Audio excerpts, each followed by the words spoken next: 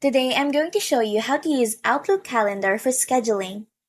First, let's head over to outlook.com and log in, or sign up if you still haven't.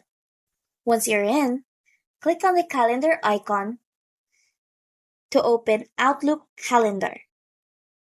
So to create a new event, click New Event at the top left.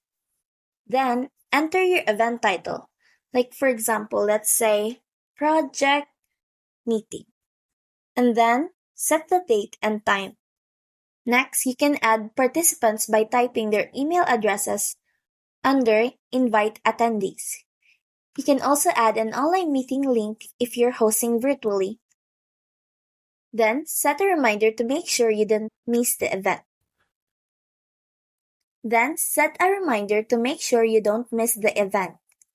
You can even add a description to give more context to the attendees.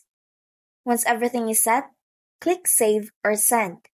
This will notify your attendees and add the event to your calendar. And that's it. You've successfully scheduled an event with Outlook